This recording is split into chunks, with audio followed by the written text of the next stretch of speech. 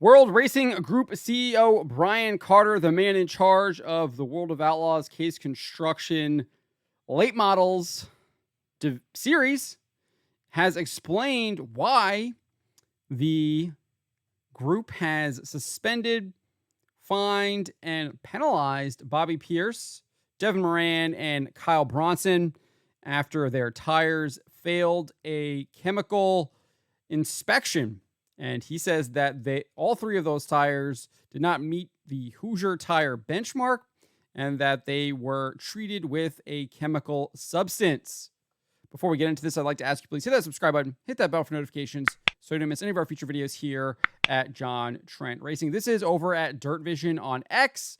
Carter spoke with Hannah Newhouse to explain the process that the organization went through to fine, penalize, and ultimately suspend Bobby Pierce from the World of Outlaws, and then Kyle Bronson and Devin Moran from dirt car racing events. Let's take a listen to what he had to say right here. 67 samples with modified and late model tires while we're there. So we take the process serious. It's been the same process we've been doing for 15 years. And this year it uncovered 3 tires that didn't match the benchmark. And we have, it's a bad day for motorsports, really. It's hard. It's one of those days where you have to do the right thing for the right reason. And we go through the process, and with 67 tire samples, you get 3 back. We went through the process with the 3. You get an A sample, it tests bad. You get a B sample, you send it in, the same tire, you send that one in, you verify the chemicals, and you test the C sample. And when it verifies the B, you got a bad tire. And that's the process. It sucks all around, but out of 67, there's a lot of competitors expecting to do the right thing today, and that's what we did. And of course, sitting down and making that decision, I know there's a lot of voices that come into it. How tough is it, though, to really sit down and knowing that there's a lot of pressure on you guys to make that decision? How tough is it to come to that decision, especially with the penalties of, the 30 days or the 4-race suspension, whatever comes later? Yeah, no, it's something that got a lot of deliberation. I know that everybody involved has lost a lot of sleep just trying to figure out to do the right thing and make sure we knew the answer before we made a decision. And, again, the process is still there. The guys that got penalized can appeal it and go through the rest of the process. But, it weighs heavy on all of us because we want the sport to not have a black eye.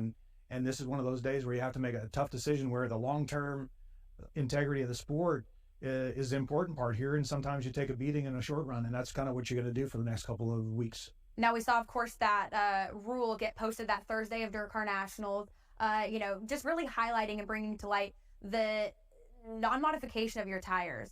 Now, these penalties have been handed down. Do you hope that this resets the precedent moving forward, just simply in the world of late model racing? Yeah, I don't know if the process of cold soaking and heat soaking actually affected these tires. These tires had chemicals in them that aren't even part of the Hoosier manufacturing process, aren't even on the campus. So, I don't really think, there's lots of silliness happening. That stuff's got to stop because it's not part of what we need to do.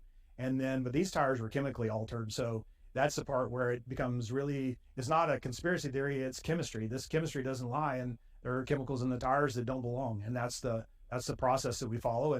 And when you've got an A and a B and then a confirmed with a C sample, all of the same tire out of 67 samples is pretty easy to make a decision. It's just, how much it hurts everybody. Yeah, and last question for you. You guys got these, test results back. What did the communication look like between you guys and these teams, handing these penalties down? Because it's definitely an open avenue of conversation. Yeah, it's hard. Nobody wants this kind of a black eye. The series doesn't want this kind of a black eye. But it's what it is. It has to be matter of fact at this point. And there's a lot of passion in the sport, a lot of energy and excitement, and we want that. But sometimes that comes into these conversations. It's hard to avoid, and there's anger involved and all those pieces. So just got to manage through it. It's, again, like not a great day for motorsports, but it's something that everybody else expects me to do, and it's a hard part of my job, but we're going to do it. Well, thank you, Brian. Again, we really appreciate it. So that is what Brian Carter had to say. He says that they took 3 samples to their lab in North Carolina, and all 3 samples from the tires failed the benchmark test. And he's saying that they failed because they were treated with a chemical substance. He doesn't really explain exactly why the penalty to Pierce is so much more heavy than the penalties to Moran and Bronson. Obviously, Moran and Bronson were penalized because of their participation in the Dirt Car Nationals on Tuesday, whereas Bobby Pierce was involved in the World of Outlaws sanctioned race on Friday night. But still, the penalty to Bobby Pierce was much more heavy-handed with that 30-day suspension from the series. But we have seen this from Bobby Pierce. He is claiming innocence and that he did not dope his tires. This is what he posted on Facebook. You can see this is from Bobby Pierce. I'm going to kind of jump down to the part where he claims his innocence. He says here, I'm proud to say I've become the number one ranked late model driver and with a legal car. No tire dope, no traction control, no trick right rear shock, no trick suspension. And I'm not saying anybody else does it either. All of our livelihoods depend on running a legal car. We just work hard with what we got and make it work better than anybody else most of the time. The simple way, the people that know, they just know how we do it. He goes on to say, now, where do we go from here? I want to be fully transparent with all my fans. Our chase for a consecutive Outlaw Championship is ruined. The remaining Outlaw races will now be to be determined. I hate that for the fans who wanted to see us put a show on at several tracks across the country, but business decisions will have to be made where it makes the most sense. So it's unclear if he's even going to go through the appeals process. One would think he would, but it's possible that he's so turned off by the ruling that he might just abandon the World of Outlaws altogether. And he kind of explains why he might be pissed off at the World of Outlaws, because he says he got a phone call today about an hour before the World of Outlaws Facebook post came out, which I wasn't even informed that it would be public knowledge so soon. And the conversation included how 3 of 67 tires from Volusia came back not meeting Hoosier benchmark standards. Of about a dozen tires sampled from my car that week and probably over 100 samples last year, only one tire didn't test good in Blue Ridge Laboratories based out of North Carolina. So that is really interesting. He's saying that of those 60, maybe I'm reading this wrong, but he's saying of those 67 tire samples that the World of Outlaws took from Volusia, about a dozen of them were from his car. That seems like a huge proportion coming from Pierce's car. That seems a lot out of 67, right? With a dozen. I mean, they had like 60 competitors there. And you're taking 12 tires of 67 from Pierce's car. Seems a lot just from Bobby Pierce. Nevertheless, and maybe I'm misreading that, but that's what it sounds like he's saying. Nevertheless, he goes on and says, mine was a right rear 3 compound from the Friday night's feature at the Volusia Dirt Car Nationals, when I ran third in a thrilling battle with Moran, Devin Moran, and Chris Madden. The other 2 tires that were not met to benchmark standards that week were Bronson's and Moran's from that Tuesday night. You might be asking yourself, what's a benchmark? In a roundabout way, when Hoosier makes a new compound, they give a puck or a sample piece of rubber to the labs so that they can determine a benchmark through lab testing. This is basically a way to compare test results of tire A to tire B. They should have the same test results or else it isn't considered to be legal. Something about chemical reactions and the tire emitting certain chemicals around specific timeframes during the test.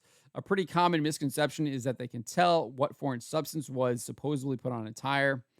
Pierce says they cannot. They can only tell if it's altered from the benchmark. Well, that something can be a lot of things. Doesn't mean I put any tire enhancing chemicals into my tire. It could be chemicals in the dirt from various fluids, and who knows what spread across a dirt track. Could be a simple flaw with the manufacturer or various other reasons.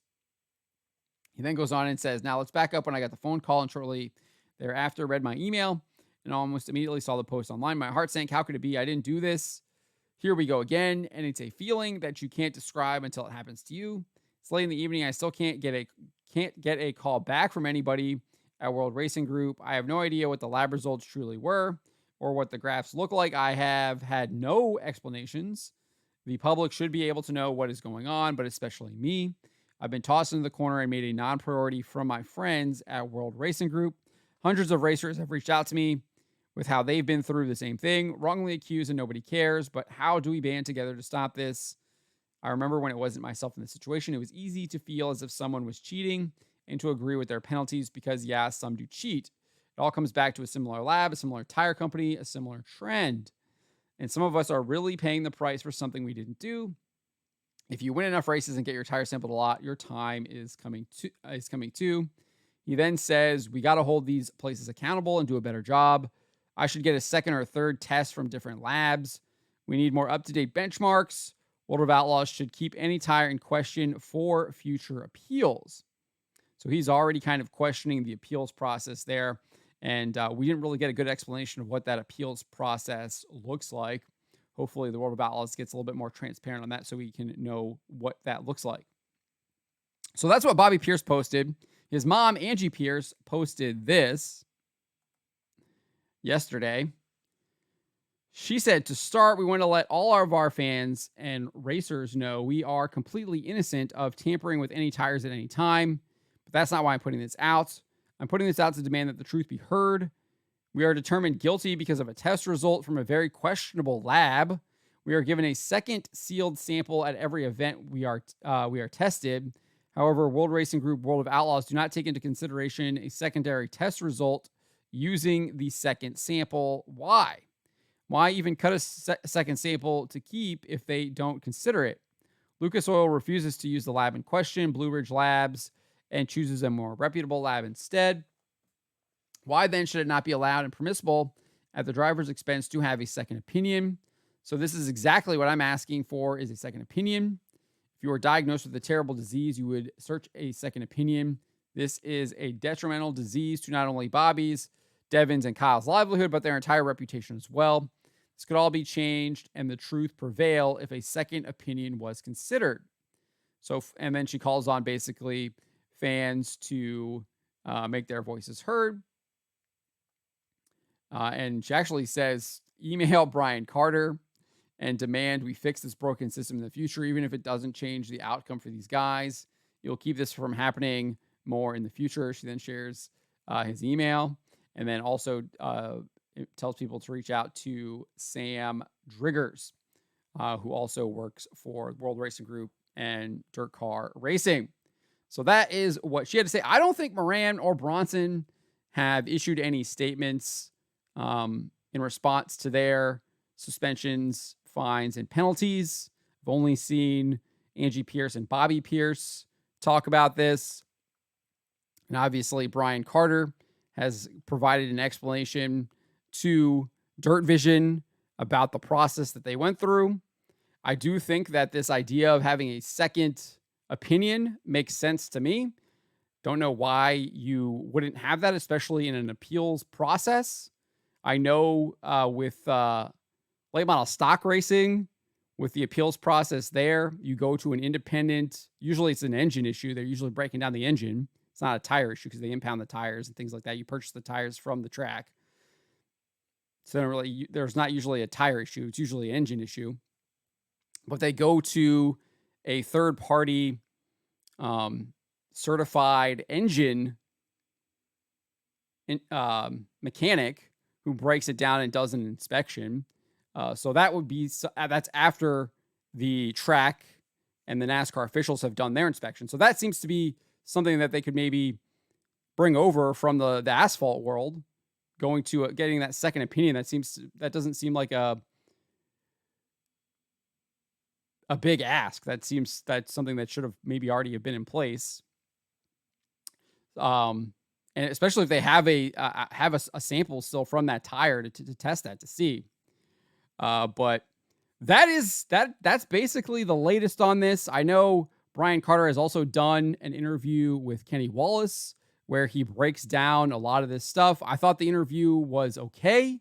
I think Kenny Wallace should have asked some more questions. I would have basically broken it down to be like, here's what Bobby Pierce has said. Can you address what he said?